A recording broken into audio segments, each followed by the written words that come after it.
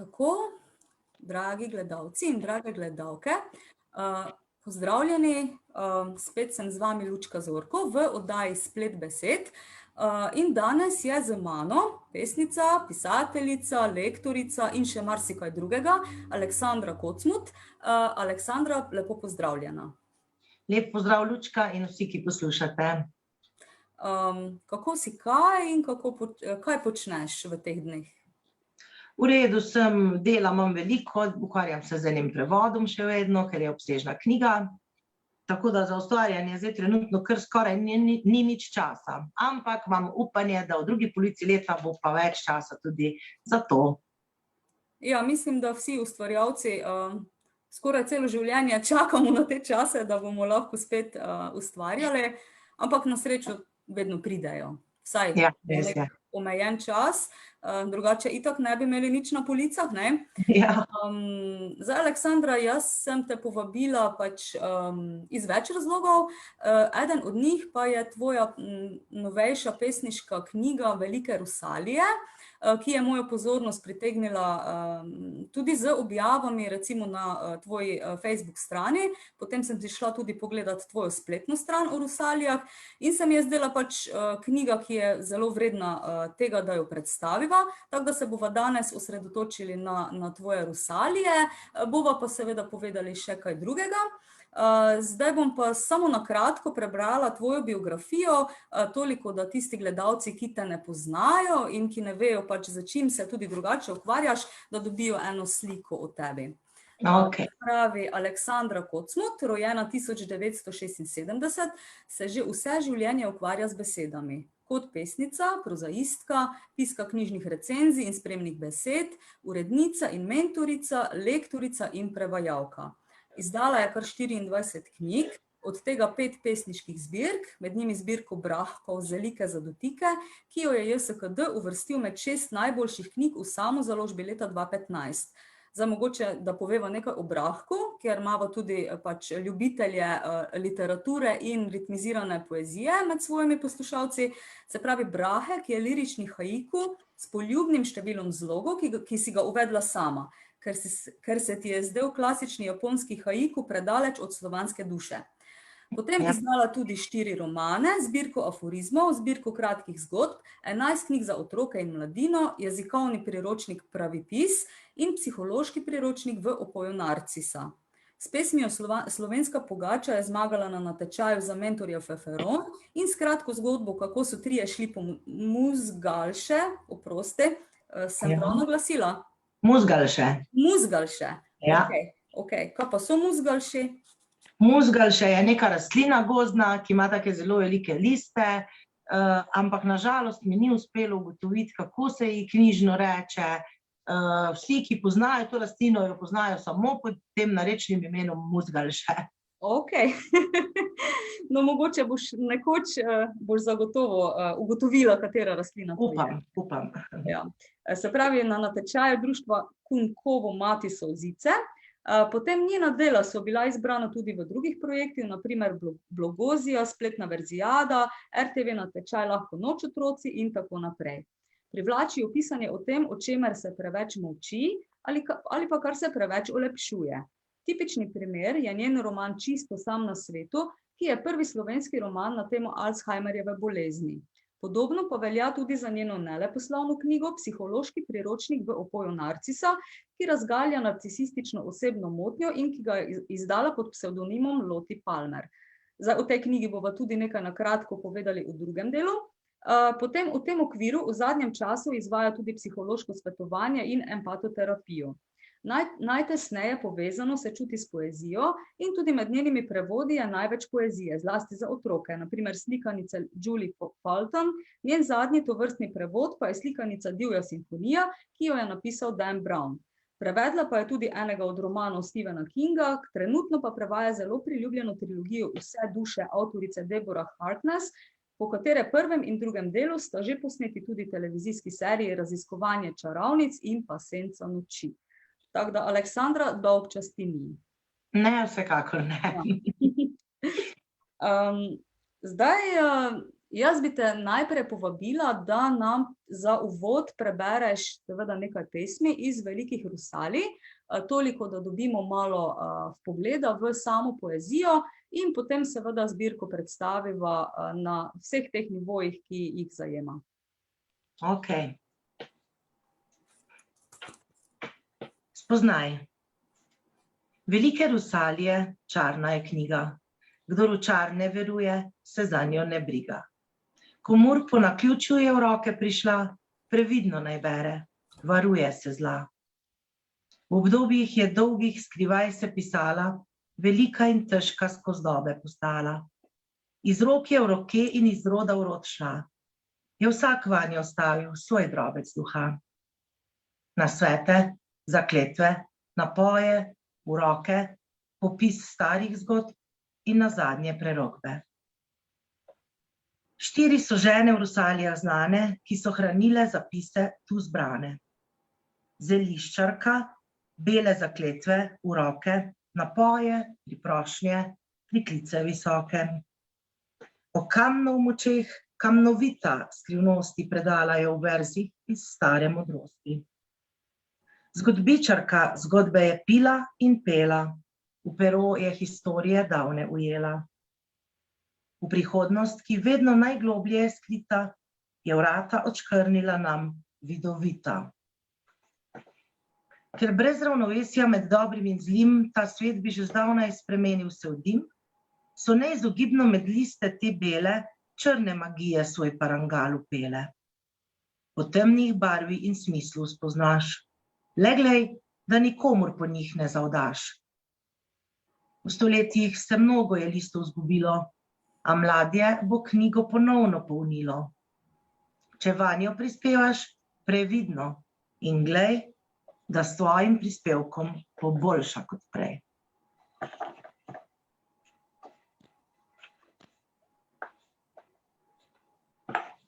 Priklic splavljenega.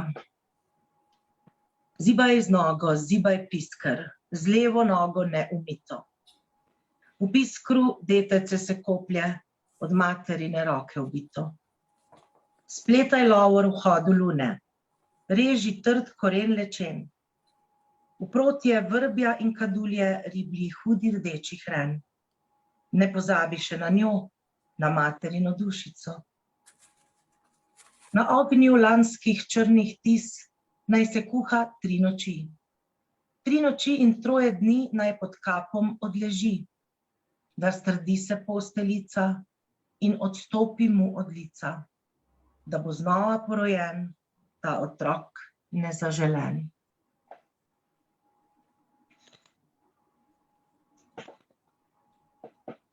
Kosoletova zakletev. Grenko seme kosoleta v dušo kane, da v kleta se ne zgane vse do leta, ko dorase kosolet, ko obrne se ta svet.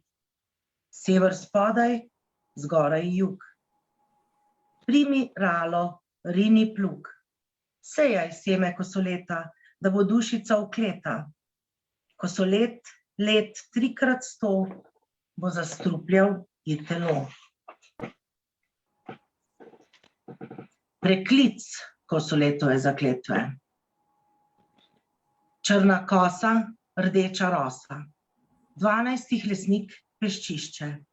Strte arnike prgišče, cvet z nevestinega venca, pramen las novorojenca. Zmešaj roso in zelišča, v kašo zmelji vsa peščišča.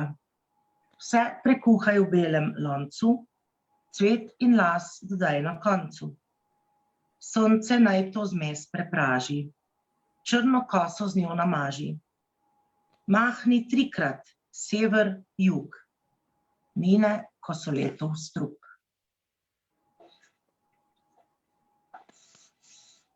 Priklic dušnega miru. Moč visokih svetlih zvezd, moč koprene temne vmes, moč gladkosti in tišine, moč miru in moč miline, moč podzemlja, zemlje, svoda, steci vame, sem posoda. Tvojo luč spustim v globine, naj razžene drgetanje, krč, nemir in hude sanje. Naj bo moja duša obla, gladka kot steklena krogla. Zemlja, ogenj, zrak in voda, steci vame, sem posoda. Skupaj s peto sestavino dušo, zdaj preženem bolečino. Voda naj odplavi sušo, ogenj zmrzlo zemljo vname, zemlja se prilepi name, veter jo prepiha stran, piha prah iz živih ran. Čistost, jasnost, mir, svoboda, steci vame, sem posoda. Naj bo moja duša obla, gladka kot steklena krogla.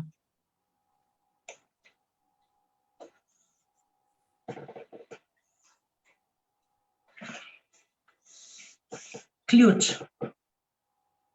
Vse, kar je in vsega sile, snov, nesnov in stvarstva žile, prah, kosti, smrt in življenje, vznik, razcvetanje, venenje, črni nič, spirala v levo, pesem stkana iz odmevov, vse je ista energija, vse je ista čarovnija. V povabljena je stvarnik, neopažena nevarnik. V zle namene napeljana je vršilcu živa rana, v dobre smotre napletena rešenica, modra žena. Vse vezi so božji delec, vsa ljubezen božji vrelec, vse, kar cenimo kot višje, v nas živi, le da je tišje. Kolikor je vsega v vseh, toliko Boga v ljudeh. Vse priprošnje in uroki, štorije in stari nauki, vse je misel. V njej se skuha vsa čarovniška prikuha. To nekoč bilo je znano, v mlade ume že vpeljano. Znanja so se pozabila, strašna nova so slepila. Kdor se vase ne obrača, k temu moč se več ne vrača. Aleksandra, hvala za branje. Prosim. Zdaj, ko si brala, ena izmed sklopov so tudi te zakletve in zdaj med branjem sem dobila nek tak malo grozljiv občutek, tako da dejansko te zakletve delujejo tako na eni intuitivni ravni, se začneš počutiti malo tako grozljivo. Tako da mislim, da imajo pač neko moč, tudi zato, ker so mogoče ritmizirane in ta ritem nekako vseeno deluje na nas. Ja, vsekakor, zagotovo. Zdaj, verjetno si se tudi zato odločila, da bodo pesmi ritmizirane. Zakaj misliš, je ta ritem, ima en tak včasih zlovešč ali pa včasih, kaj je, nekaj več je v tem ritmu, ni samo estetsko. Ja, res je. Le jaz mislim, da smo ljudje najprej peli v svojem antropološkem razvoju in evolucijskem. Najprej peli in potem šele govorili. Ne vem, odkot imam to idejo, lahko, da sem kdaj o tem brala, ampak ful dolgo se mi že tako zdi. In prav zato se mi zdi, da je melodija tako pomembna. In melodija pa ritem sta brat in sestra. Gre sta z roko v roki in ko mi pesem napišemo v ritmu, tudi če ni uglasbena, v njej neka melodija, je tale ritem. In recimo, če pogledaš ljudsko slovstvo, kar se tiče pesmi, so vse pesmi v ritmu in večina tudi v rimi, bolj ali manj posrečeni. In ko se je to pelo, recimo te ljudske pesmi, je vse, ne bi se dalo lepo peti, če ne bi bilo ritmizirano, je vse to spet prepleteno. In zato se to ne predstavljam, da bi tovrstna knjiga bila kako drugače napisana, kot pa v rimi, v ritmu, da to res, kot si rekla, ima ta svoj učinek na nas. Lažje gre v uho, lažje se mi zdi, gre za to tudi potem v srce. In ima en tak zven, en tak, ti si rekla srhljiv zven, jaz sem zdaj tu iz prvega sklopa knjige prebrala, to je Zeliščarka, prebrala nekaj črne magije in nekaj bele magije. in ta najbrž ste poslušalci prepoznali, kaj je bilo črna magija in tega ne priporočam. Ampak vendarle, a ne, so temne plati tudi del vseh nas. Vsak od nas je zmes dobrega in slabega in življenje in svet sta taka. Zato sem se odločila, da danes tudi dve taki preberem. Ostale so bile pa svetle, bele in upam, da pri tistih ni kdo čutil zdaj ravno strašljivih občutkov, ampak bolj nekakšne morda svečane, privzdignjene, nekaj lepega, nekaj, kar te nekam potegne. Recimo ta pesem O duši, naj bo moja duša obla, gladka kot steklena krogla. To pesem sem si jaz sama brala v težkih časih, ko sem rabila pomiritev, ko sem rabila tisti višji pogled, ko te življenje z vseh strani odmetava, da si že skoraj zakopan pod tem, pa rabiš tisti višjo perspektivo, da vse skupaj ima nek smisel. Takrat sem jaz sama po tej pesmi posegla in me je vedno pomirila in me spomnila. Ni samo to, kar zdaj vidiš, ampak so še večje stvari na svetu in v vesolju. Ja, saj dejansko je poezija, lahko rečemo, tudi nekako ni tako daleč od recimo molitve ali pa neke meditacije. Vse te stvari so dejansko nekje na zelo tanki meji in seveda, kot sama praviš, deluje lahko poezija tudi kot neka uteha ali kot neka opomnja pač na nekaj, kar radi pozabimo. Tako da definitivno so te pesmi tudi zaradi tega so dragocene, ker pač upesnjujejo tudi temne plati življenja. Zdaj mogoče, če čisto na kratko tudi poveva njeno strukturo. Strukturirana je v 4 sklope, se pravi, gre za nekako tudi pravi 4 rusalke, se pravi za zeliščarko, potem za kamnovito, za zgodbičarko in pa vidovito. Se pravi, pri zeliščarki so pač v ospredju rastline oziroma zelišča, potem pri kamnih so pač različni kamni in potem njihove moči upesnjene, potem pri zgodbah so tudi te starodavne zgodbe, tudi posegaš v mitologijo, v našo zgodnjo mitologijo in pa prerokbe, se pravi pri vidoviti, ki pač nekako gledajo oziroma prerokujejo. Zdaj kako to, da si se ravno za to četverico, kam si posegla? Si posegla v folkloro, ali je to samo nastajalo, ta struktura, kak je s tem? Ja, lej, v bistvu začelo se je z recepti in štorijami stare Coprnice, ki sem jih objavljala tudi na Pesem.si, na portalu Pesem.si. In začelo se je, ne vem, s 3-4 pesmimi, ki so bile ene kot recepti, druge kot uroki, se pravi z 2 stvarema. Potem se je pa kar nabiralo iz svojih starih zvezkov, seveda na roko pisanih, sem izbrskala še nekaj pesmi, v katerih sem ugotovila, da so prav tako, dejansko spadajo tu zraven, v te zgodbe, v te tematsko in slogovno, v to vzdušje v velikih rusaljah. In dodatno seveda so se rojevale. In kar naenkrat se je rodila ta zamisel o kamnih in o kamnoviti, zato ker kamne imam jaz zelo rada. Vedno, ko kam gremo, gledam kamne, prebiram kamne, sem enega odnesem domov. Zelo, zelo rada imam tudi kristale in minerale. In nekako sem tudi s tem, ko sem recimo samo kak kamen v rokah držala, se marsikdaj potolažila. Kot da mi je dajal neko prizemljenost, neko oporo, neko občutek trdnosti, stabilnosti v tem svetu. In sem si rekla, tu za temi kamni je več. In potem sem brala eno krasno knjigo, ko se zdaj seveda ne morem spomniti, ampak napisal jo je nekdo, mogoče Boris Čok, ampak ne v Soju mesečine, mislim, da ne. Ena knjiga je o kamnih v enem območju Slovenije, mislim, da nekje na Primorskem, kjer je precej napisano o teh kamnih in kakšne moči so ljudje verjeli, da imajo. To mi je bila še ena taka dodatna spodbuda, da ne streljam čisto prazno zdaj s temi kamni, da dejansko so ljudje davno pred mojim rojstvom, Bog ve odkdaj, verjeli v čarobne ali varovalne ali zdravilne moči določenih kamnov in temu primerno tudi z njimi ravnali. Jaz sicer nisem potem seveda upesnjevala tiste folklore, ampak sem se prepustila tudi domišljiji in svojim občutkom in tako je nastal sklop Kamnovita o teh 6-7 kamnih. No, potem je zgodbičarka.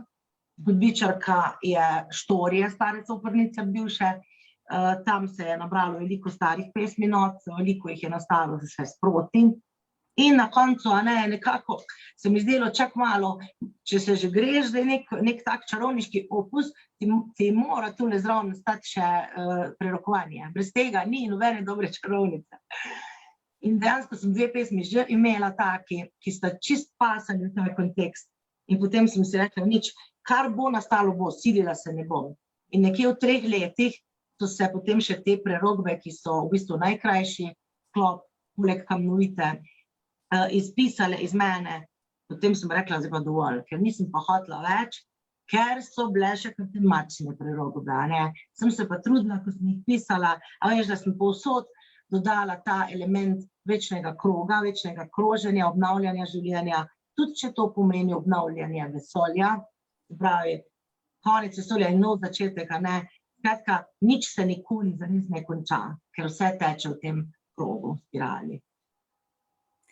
Ja, se pravi, knjiga lahko nagovori pravzaprav vsakega, najbolj pa se mi zdi, da lahko nagovori tiste, ki se nekako tudi že zdaj čutijo blizu vsem tem, kako bi poimenovali, čarovniške prakse, ker danes je težko, recimo, nekako kakorkoli poimenovati vse te, kako bi rekli, pseudoznanost, znanost, ne vem, nihče ne ve, kako bi to danes, kako bi to imenoval?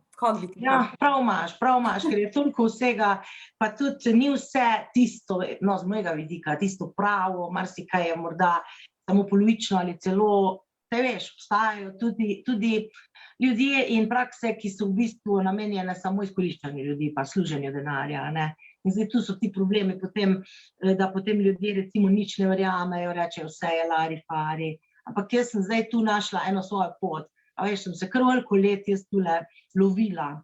Razumski del, ki je prav, to ni mogoče, in potem ta čustveni, intuitivni del je čutil določene energije, pa določene stvari. Saj veš, pa vsi poznamo občutek déjà vuja, recimo. Pa marsikdo ima tudi to izkušnjo, da se mu je nekaj sanjalo.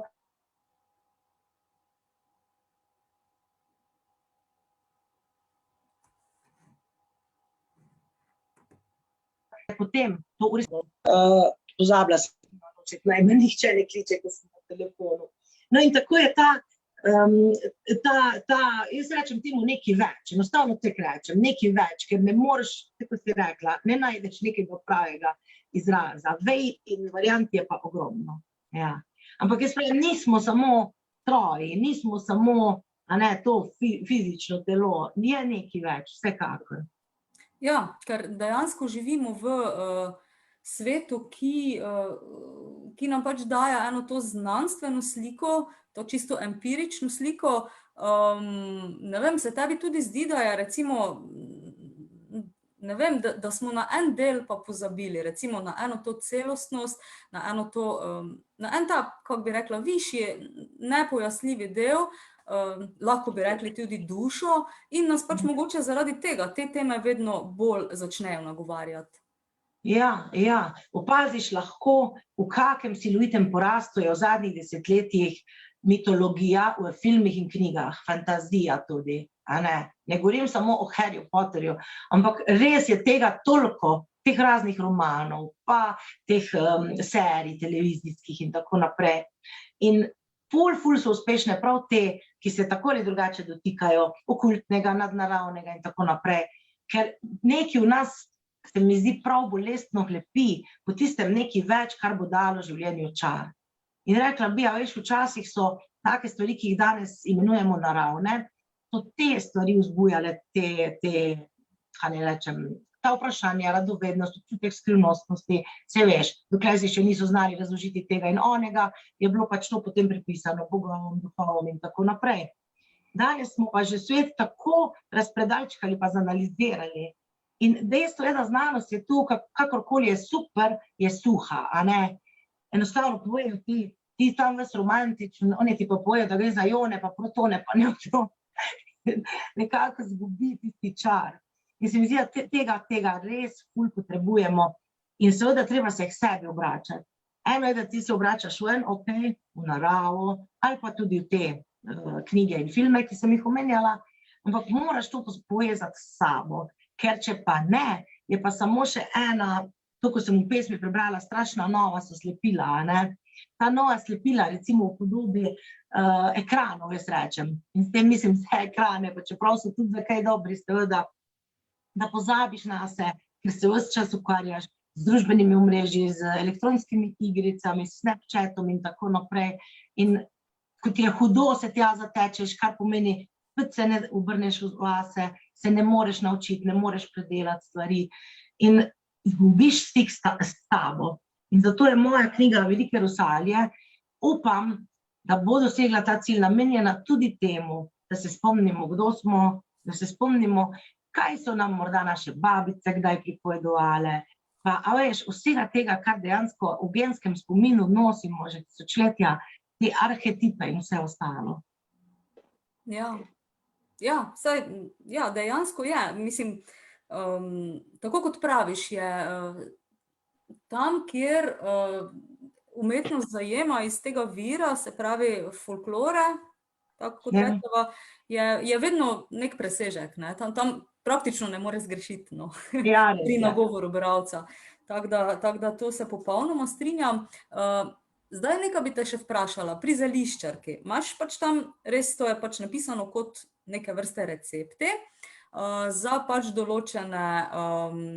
določene namene. Se pravi, če želimo, ne vem, dobro, zdaj bom imaginarno, ker se zdaj točno določene pesmi ne spomnim, ampak če recimo želimo, ne vem, se rešiti sovražnika, moramo skuhati to pa to pa to in bo potem to delovalo.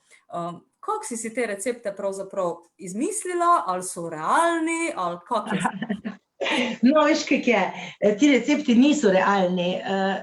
Določena zelišča, ki so omenjena v teh receptih, so definitivno meni zelo blizu in imajo v resnici razne zdravilne lastnosti. Rada bi našla tisto, pa mi zdaj ne uspe, čakaj. Recimo materina dušica je tako zelišče, ki izredno ima celo kopico teh zdravilnih lastnosti, o čemer lahko beremo v raznih knjigah in na internetu, a ne, pa so že stari zeliščarji o tem govorili. Ampak materina dušica, mimogrede, je pa tudi, ne, se zdaj ne najdem tiste, je tudi veljala kot zaščitno zelišče pred duhovi, pred zlom. In, a vidiš, to je tista dodana vrednost. Tako da marsikdaj, materina dušica se je ogromnokrat pojavi v teh mojih pesmih, pa določena druga zelišča, ki so imela tako moč, in ona druga, recimo tisa je strupena in tako naprej, tisa se pojavi pri črni magiji, a ne. Tako da do neke mere so, da tako rečem, upravičeno tam, kjer so. Marsikdaj je pa seveda, čisto odkrito priznam, tudi vplivala tudi rima, katero zelišče bo prišlo. Seveda sem ga prej preverila, da ne bi zdaj čisto mimo sekala, ampak hočem povedati, da dejansko čisto zaresna recepta, da samo tale dva, čakaj, bom probala pokazati, to je vaniljeva ostrica, malo se vidi, to je preizkušen recept, sem ga preizkusila, in pa reminiscenca na naslednji strani. To sta pa čisto prava recepta, ki ju lahko vsak preizkusi in bo videl, da imata dejansko, no, za mene sta tako učinkovala, da sta imela nekakšne, njun von je nekako tolažilen. Mene je njun von spominjal na otroštvo, na varnost, na toploto, toplino in tako naprej. Tako da, evo, lahko vsak preizkusi, ampak to sta res samo dva taka recepta. Ja, mislim, da bom zagotovo preizkusila, ti bom tudi sporočila, kak je, s tiso pa se raje ne bom igrala. Ja, rajš ne. Zdaj, prej si omenila tudi črno magijo, zdaj poleg vseh teh praks, verjetno čisto vsak ve, da je pač črna magija nekaj strašljivega.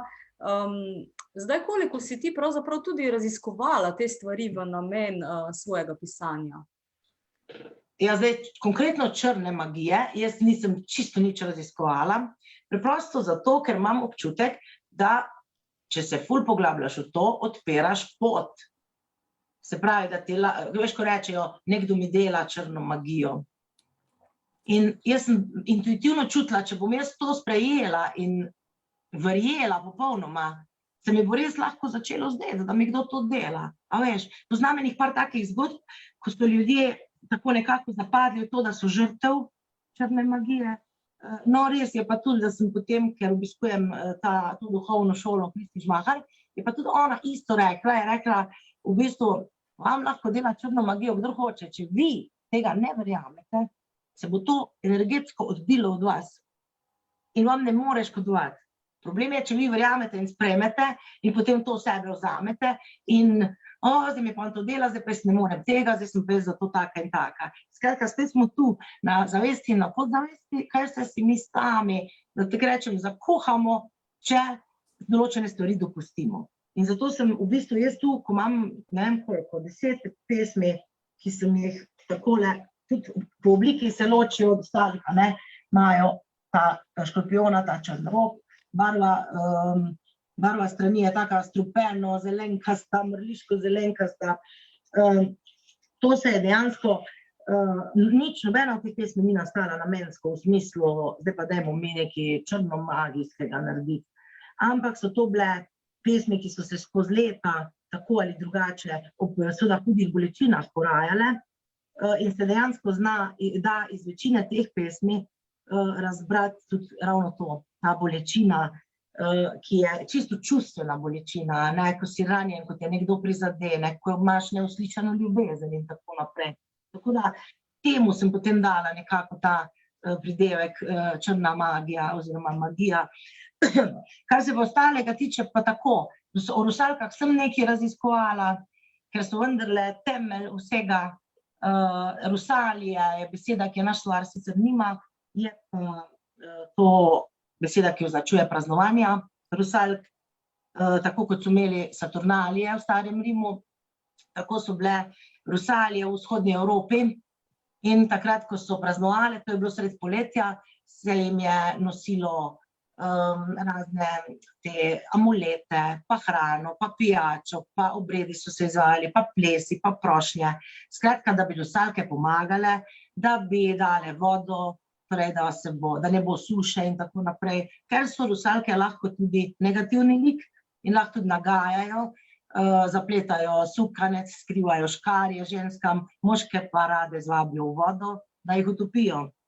In v bistvu mi je tudi to bilo ful po duši, zato ker je, se veš, yin yang in rusalke taka krasna ambivalentna bitja, dobro zlo in tudi pazi, kako mi smo do njih. Se pravi, če smo mi do njih dobri, so one dobre, če pa jih mi preganjamo, so pa one potem maščevalne. Tudi v tem se mi zdi eno lepo sporočilo, se veš, lepa beseda, lepo mesto najde.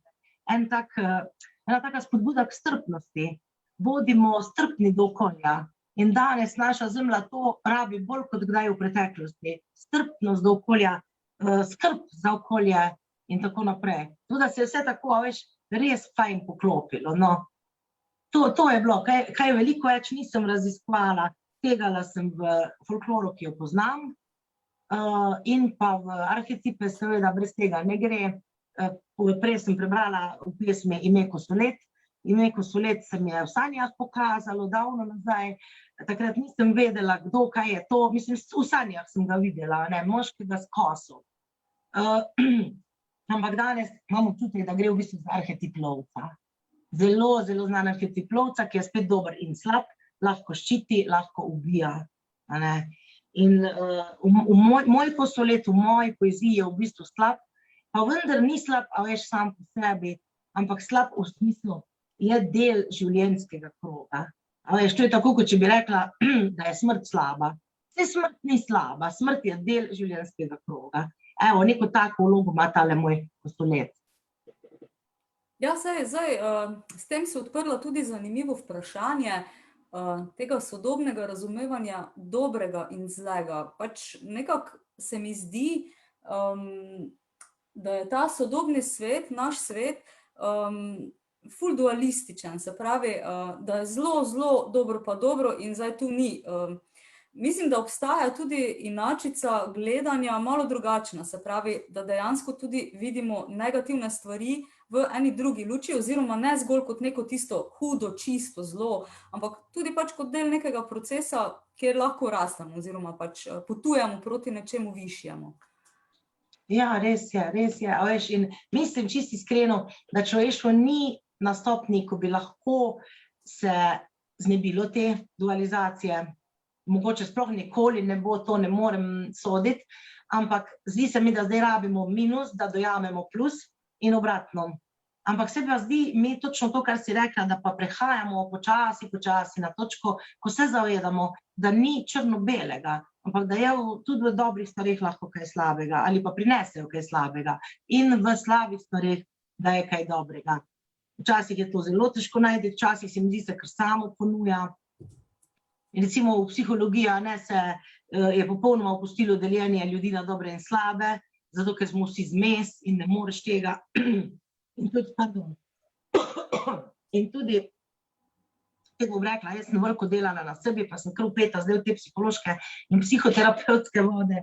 In tudi tam se to pojavlja. Se pravi, ko mi doživimo nekaj hudega, zapustitev ali smrt, ali ne vem, nasilen odnos, ali karkoli takega, lahko zdaj mislimo, da to gledamo s stališča, da je to ful slabo in nas je uničilo in ne vem, da si to zaslužimo, ker smo mi slabi in razne druge, v bistvu taka strupena prepričanja, ki jih nosimo v sebi.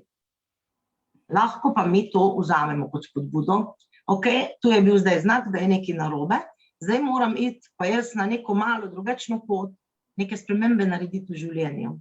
In veš, ko tako pol pogledaš, recimo v enih teh letih, ko smo zdaj mi v njih, že lahko pogledaš nazaj na tiste najhujše trenutke življenja.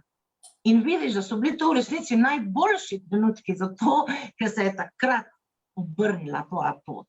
In nekaj ti je v glavi končno kliknilo in si rekla, zdaj pa ne bom več tako, zdaj bom pa drugače. Te iz najhujših bolečin se rojevajo v bistvu potem lahko, ne nujno, lahko najlepše izkušnje nadaljne in najboljša spoznanja in v bistvu pot v svetlobo. Seveda pogoj je pa, da to sprejmeš, se pravi, ne da se prepustiš brezupu, nihilizmu, depresiji, kar pa seveda ni najbolj enostavno. Ja, saj dejansko tudi Rusalije gradijo na tej eni liniji, pač da so pravzaprav optimistične. Se pravi, dosti je žalostnih tem, tudi tragičnih tem, ampak na koncu koncev vedno nekako poskušajo bralca speljati na eno pot razumevanja in tudi svetlobe. Tako da mislim, da kakorkoli se že ukvarjamo s čarovnijo, da je pač pomembno, da na koncu vseeno, kot si rekla, ima neko optimistično oziroma eno pozitivno, prijazno, sočutno, strpno pot do njega. Ne? Tako da mislim, to se mi tudi zdi pomembno in tudi to mi je bilo recimo všeč pri sami knjigi. Zdaj nisva pa omenili še enega dela Rusalij, se pravi, ne gre samo za pesniško zbirko, ampak gre tudi za cel komplet, katerega del je tudi 17 kartic oziroma kart.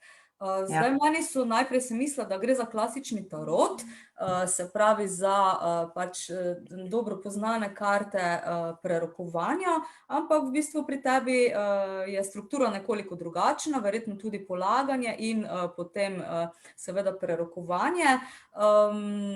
Zdaj zraven so tudi seveda navodila, tako da se lahko nauči tega prerokovanja iz Rusalij čisto vsak, ki si vzame malo časa in malo raziskuje. Zdaj me pa zanima, kako to sploh izgleda. Iz moje knjige, ki sem si jo kupila, je padla ena karta. Zdaj bom pokazala, ne vem, če se vidi, ker je malo slaba svetloba. Se pravi, gre za, ne vem, koliko se pravzaprav vidi, Aleksandra? Malo se vidi, ja, galaksija je na sliki, najbolj se vidi tisto središče svetlo. Ja, se bom malo tako posvetila, ne vem, če je zdaj kaj boljše. Malo se vidi, ja, ta spirala. Zadaj je pa potem ta simbol. Zdaj recimo, če jaz to karto tebi pokažem, ne vem, mi lahko kaj poveš o pač moji prihodnosti? Ja, če potegneš karto galaksije, je to v bistvu krasna karta, ker je to karta prihodnosti in preporoda in ti napoveduje spremembe, nov začetek in v bistvu kaže ravno na ta večni krog, v katerem smo govorili. Recimo pri klasičnem tarotu se ljudje ful bojijo kart smrt pa obešenec. In to je ironija, zato ker ne smrt in ne obešenec ne pomeni ta umrl boš ali obesil se boš ali ne vem, nekdo tvoj se bo obesil.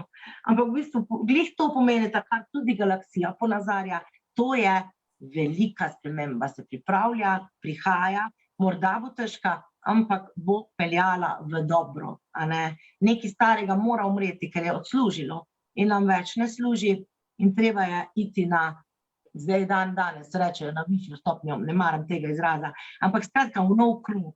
In recimo tu, to je knjižica z navodili, male Rosalije, kjer imate potem, evo, to je ta karta in tu so potem malo nekaj napisano o tem, tule recimo ti piše, kaže tudi, da ste lahko jasno vidni, da ste stara duša, ki je z vidika reinkarnacije prešla že veliko krogov. Osredotočenost na višje in prihodnje vam lahko kdaj zamegli pogled na dragulje sedanjega časa. Vidiš, tudi to pomeni, če se mi torej v skrajnost podamo, ker je življenje hudo in težko, se lahko zgodi, da bomo pa samo z višje perspektive stvari gledali, ampak potem pa spet ni v redu. Bistveno je ravnovesje, ker če pa samo z višje perspektive gledamo, pa zamujamo dejansko tisto stvarno zemeljsko življenje, zaradi katerega smo sploh tu. Se pravi, lahko rečemo, skratka, da te ta karta malce usmerja tudi k čuječnosti, dragulji sedanjega časa. Jaz to ponavadi razbiram in berem tako, da karte premešam, jih prepolovim in jih odprem, lahko kažem, zdaj bom kar tako samo pokazala, jih prepolovim po občutku, to odložim in potem odprem 3 karte. Sam zdaj jih ne bom, ker jih nisem premešala. 3 karte odprem. Prva karta je preteklost, druga je sedanjost, tretja je prihodnost. Vse skupaj tvorijo zgodbo. Ampak polaganj je veliko. Jaz pravim, naj vsak izbere tisto, ki mu je najbližja, zato ker vse karte same po sebi so vendarle samo papir. V tem ni nobene magije. Magija je v nas. V naših rokah, v naših mislih, v naši energiji in zato karte pokažejo, to, kar pokažejo. Ker ko jih mi mešamo in dajemo svojo energijo in dajemo svoje misli in tako naprej in potem mi smo tisti, ki bomo svojo energijo odločili, kje prevzdignemo in se bo potem pokazalo to nam, kar smo mi priklicali. Same karte po sebi so pa vendarle samo papir in barva. So pa to karte zelo, kako bi rekla, bolj na psihološki bazi, si lahko opazila, mogoče malo manj na zemeljski, bolj na psihološki, razdeljene so na 4 sklope tudi, na karte ognja, vode, zemlje in zraka in sledijo na tako rekoč tudi neke vrste človeškemu življenju v tem smislu, da so karte vode otroštvo, karte ognja so puberteta, karte zemlje so odraslost in karte zraka so zrelost. Tako da včasih že recimo, ko si začneš brati, ti že kar vidiš, če si potegnil 2 karti ognja, pa 1 karto vode, pol veš, da te še čaka dolga pot zorenja. Ampak veš, je fajn. Fajn je zato, ker tudi jaz včasih potegnem, izredno redko res potegnem karto ognja. Tako kadar jo, si rečem hvala Bogu. Hvala Bogu, da je še v meni tudi malo pubertete, veš, ker če je pa vedno samo tisto zadnjo, potem pa tudi že okosteniš, tudi že zgubiš en pomemben stik z enim aspektom sebe, veš. Karte so res poskušale zajeti vse to, da lahko delaš, dejansko lahko terapevtsko delaš po njih, če želiš. Ja, saj mislim, da je karta v bistvu pripomoček, ki dejansko, ne vem, lahko dela z njo milijon stvari, pač kakor je tvoja odločitev, ne. Ja, tako da hvala, Aleksandra, za to pojasnilo. Zdaj marsikomu se mogoče zdi, da sva se midve malo oddaljili, recimo od tega literarnega dela oziroma od same poezije, ampak meni se v bistvu ne zdi, ker poezija je pravzaprav se ukvarja z simboliko, se ukvarja z simboli in pravzaprav je poezija simbol, ki se venomer preigrava in venomer na novo reinterpretira, tako da ti simboli, kot so, ne vem, večni simboli, voda, kamen, ogenj, to je neumrljivo in o tem se da dejansko razpravljati in pisati na milijardo različnih načinov, tako da je tudi dobro, da smo midve pač te simbole malo postavili tudi v drugo luč. Seveda poezija je na voljo v knjigi in jo venomer lahko vzamemo in preberemo. Zdaj tebe pa mogoče prosim, da za ta drugi del, oziroma ja, skoraj sva že proti 3:45 uri, tako da nama kar leti čas. Vabim te, da nam postrežeš še z nekaj pesmimi, pa potem še kaj rečeva tudi o tvojih drugih knjigah. V redu. Zdaj, pripravila sem si eno samo iz dela Kamnovite, toliko, da malo dobite občutek, kako so ti kamni opisani, potem imam pa še zgodbičarko pa prerokbe. Tako da iz vsakega sklopa malo nekaj, a ne? Čutnik je ta kamen, moč čutov ima, otiplje, okusi, vonjave pozna. Zglajenje, a nikdar pravilnih oblik. Poznaš ga, ker svilnat se zdi na dotik. Natilnik pod brado na bok ali meča, položi ga, kadar kdo tuji te sreča. Po vrhu postal bo ves raskav in bel, če tujec bi te prizadeti hotel. Če pa potem ni in postane še glajši, ti v družbi človeka, ki imate najrajši. A varuj se rabe, če nimaš moči, da bi se soočil z resnico ljudi.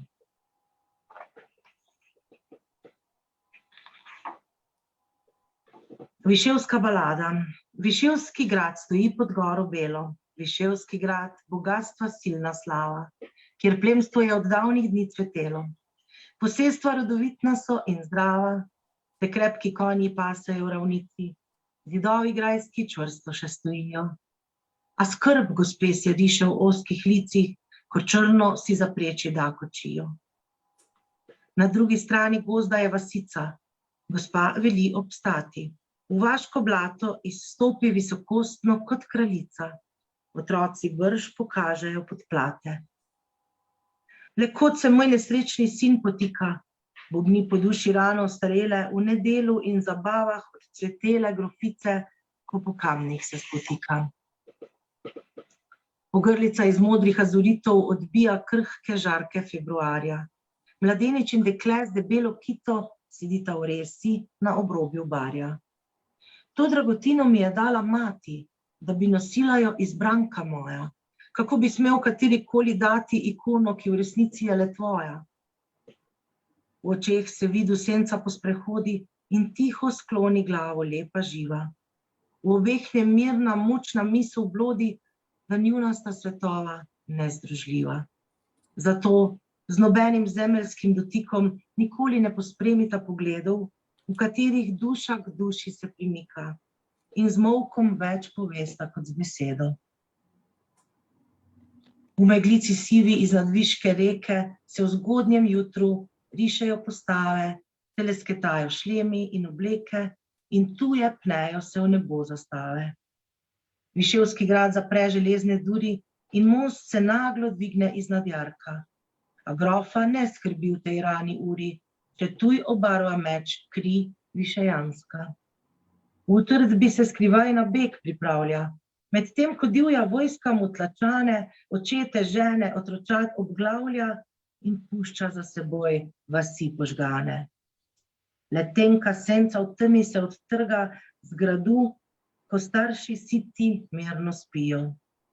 Neslišno skozi gozd in mimo trga iskat gre živo vid, da posvarijo.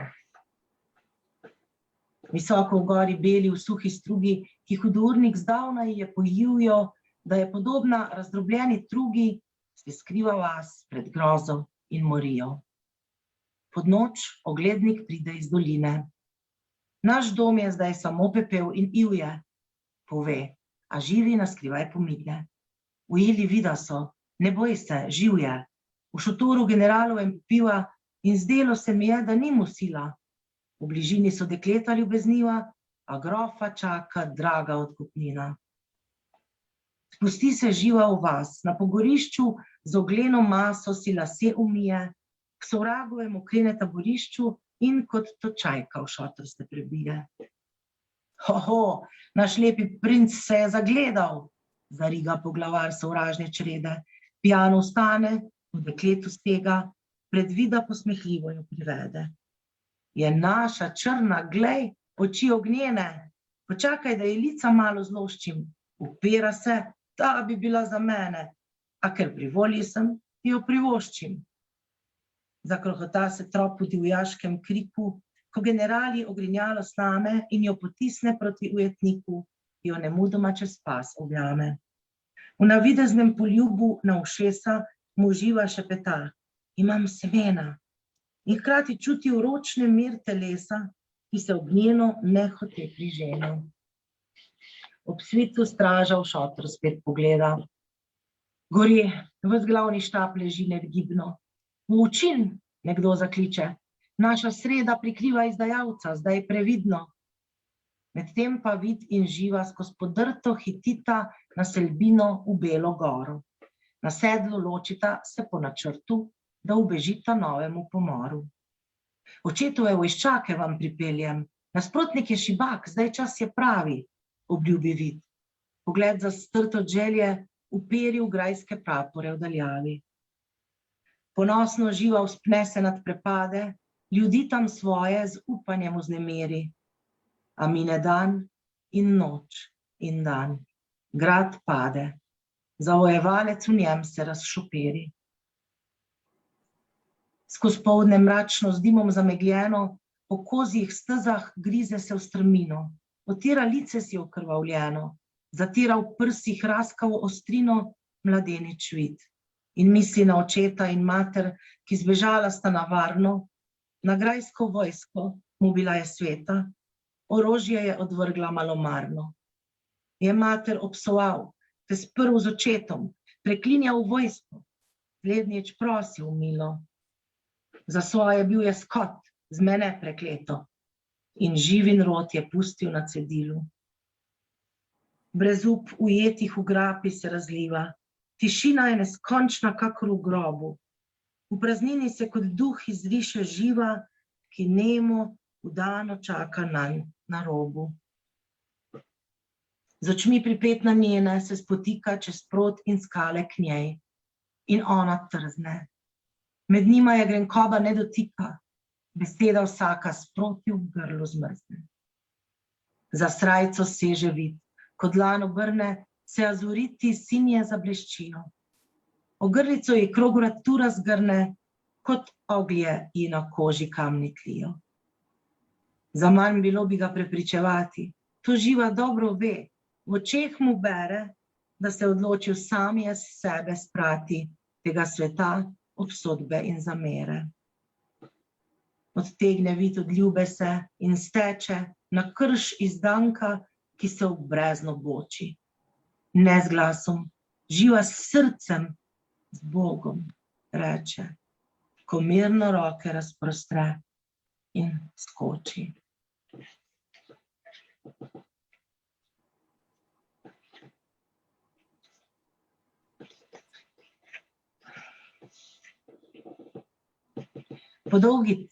Vrnitev bitja. Po dolgi temi in pepelni pušči na svet bo znova posijal smehljaj. Ko z njega se teman ovoj odlušči, se bitje povrnilo bo nazaj od tam, kjer ni ničesar, kjer je vse, kjer kaplja si vesolja in nihaj, kjer misel razgradi na strune se in kjer daljava pije zvezd sijaj. Vrnile bodo žile energije, kar kroži, čemur čas je dal za let. Pojilo se bo v morju domišljije, vse čute mu odprl bo vsak nov svet. Povedke, bajke, zgodbe, fantazije prišlo okušat bo na naš planet. Iz njega se razlil bo tok otrok, ki bodo slišali, ki bodo brali, ki bodo v zemlji nenasitni rog, modrost, svežino, bistrost nalivali. Aleksandra, hvala. Zdaj mislim, da bi lahko midve debatirali o vseh teh temah pozno v noč, ampak zdi se mi tudi, da nam je kosolet malo odškrnil čas, tako da sploh ne vem, kak je že ura toliko. Tako da hvala, da si predstavila zbirko, zdaj seveda zbirka je tudi na voljo, mislim, da pri tebi, ali kak je s tem? Ja, imam pa samo še 8 izvodov. Tako da, če bi jo kdo želel, naj pohiti, ker je res izšla je relativno nizki nakladi in ful hitro tudi pošla. Enostavno, ogromno je bilo naročilo, ogromno tudi potem po literarnih večerih, a ne, in po reklami. In imam samo še 8 izvodov na razpolago. To je super reklama, veš.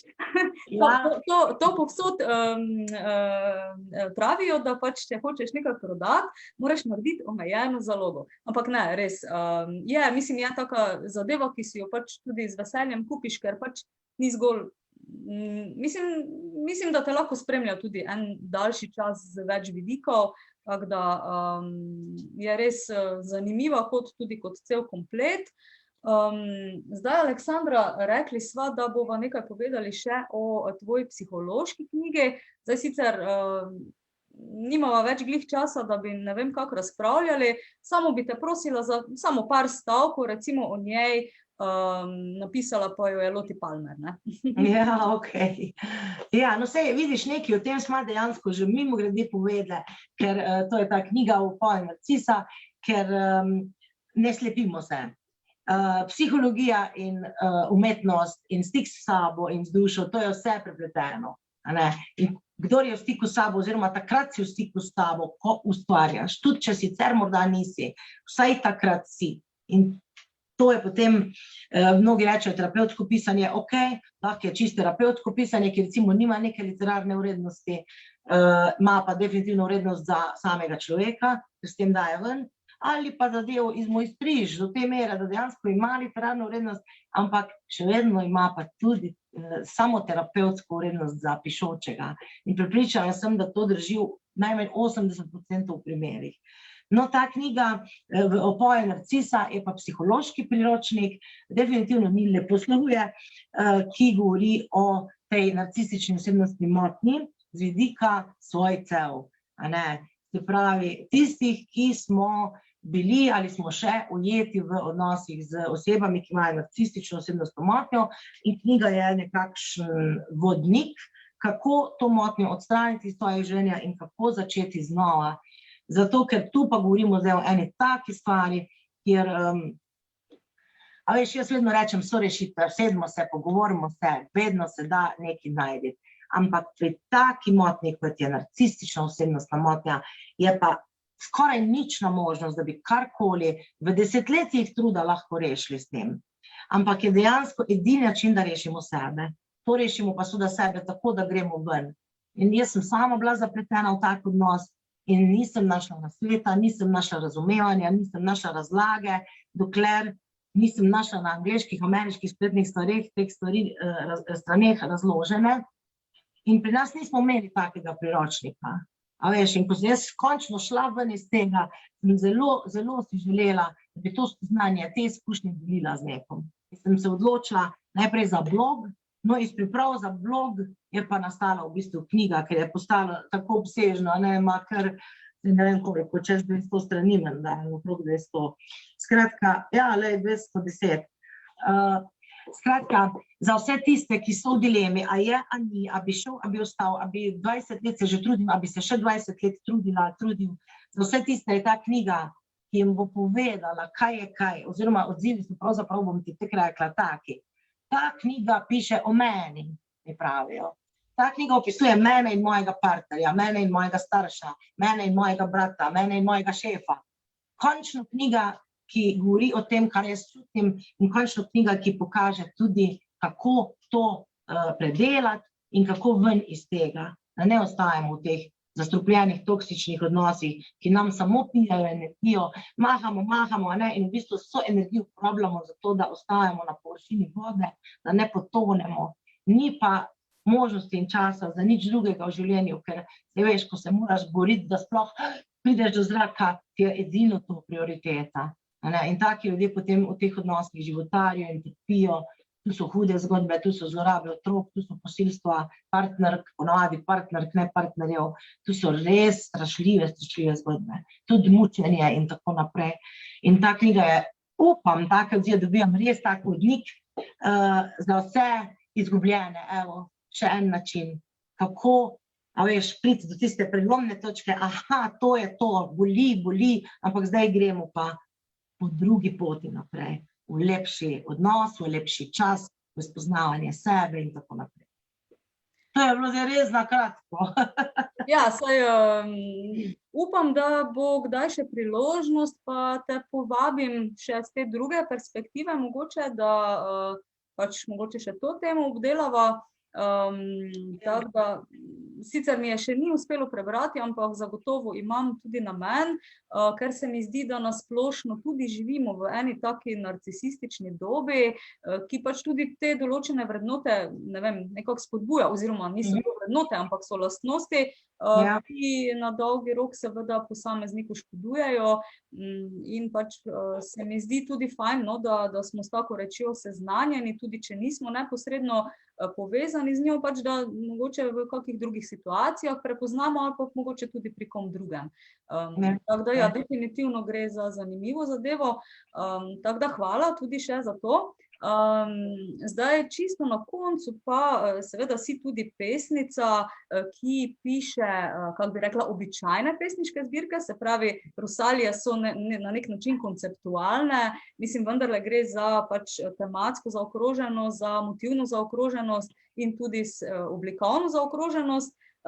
Zdaj tvoja siceršnja poezija pa je verjetno tudi nekoliko drugačna, tako da bi te čisto zdaj za konec še predstavila malo kot klasično pesnico in te pač prosila mogoče, da nam prebereš kakšno pesem iz svoje delavnice. Zdaj ta del je meni tudi zelo ljub, ker zelo rada slišim, kaj ima nekdo recimo v pripravi. Ti imaš zdaj prihajajočo pesniško zbirko? Ja. Rešetnice, ne vem sicer, kdaj točno bo izšla, pripravljena je že 2 leti. Jaz bi vam zdaj za zaključek samo 2 pesmi iz te zbirke prebrala, da ne bomo toliko dolgi.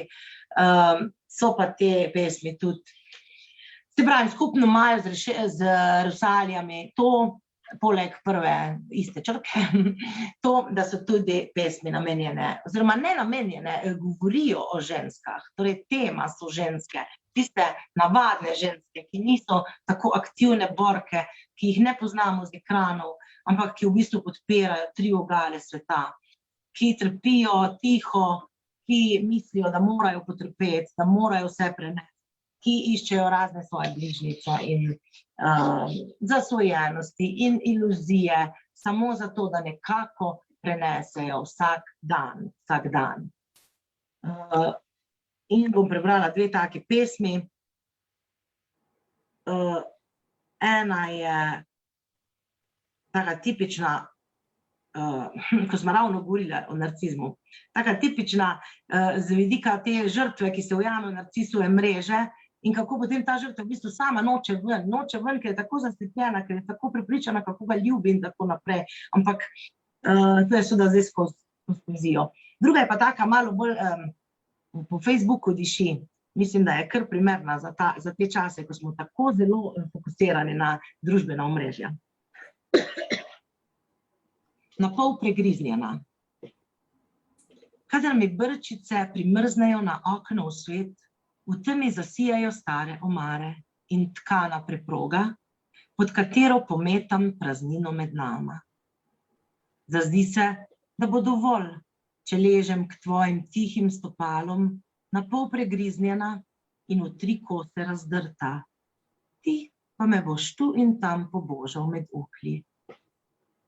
Odložim telefon, izpod grodnice izkopljem glasilke, rada bi staknila najine žice, delila s tabo svoje pridatke, na krožniku, na kolenih, na upanje. Obdrgnem se kot mačka ob tvoje noge, poležem dlako v smer tvojih mimobežnih dotikov, popraskam po tvoji grobi teksturi, zamjavkam, ker si me že odmislil. Nisem mačka, mačka bi zdaj šla.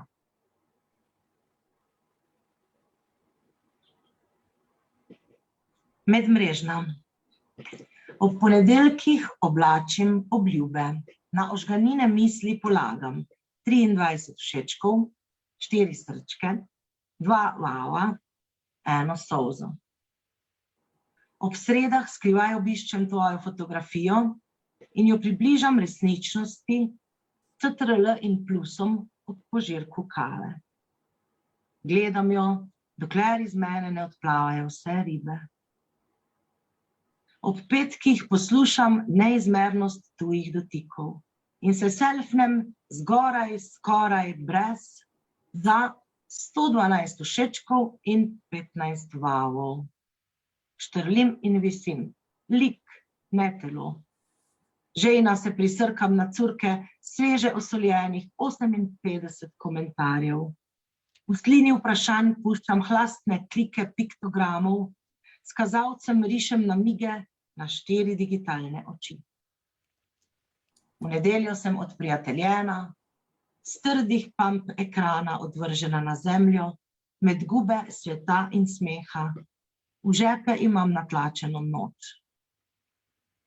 Kdo ve, komu sem ležala v naročju, medtem ko je strežnik gledal proč. Hvala. Aleksandra, najlepša hvala za tvoje branje, za najin pogovor. Mislim, da sva odprli nekaj zelo zanimivih tem, ki seveda tudi ostanejo v najinih gledalcih kot pač ena vprašanja, s katerimi se lahko ukvarjajo naprej. Tako da, če sva to dosegli, je najin namen izpolnjen. Imaš še kaj za konec? Bi še kaj povedala? Za konec lahko rečem samo to, poslušajte sebe, prisluhnite sebi, najdite v sebi svojo ustvarjalno, kaj ne rečem, ne žilice, to se tako kliše sliši, ampak svoje ustvarjalno polje, zato ker to je stik s sabo in če pri tem pride izdelek ven, ki še nam drugim seže do srca, smo pa zmagali. To je pa najlepše zaokroženo. Tako, lepo si zaokrožila najin pogovor, hvala. Pa upam, da se še vidiva kdaj ali v živo ali tako še v kakšnih drugih vodah. Hvala in lepo vzajemno. Z veseljem. Hvala tudi tebi. Adijo. Adijo. Zdaj, dragi gledalci in gledalke, mi pa se vidimo čez 2 tedna znova v oddaji Splet besed. Nasvidenje.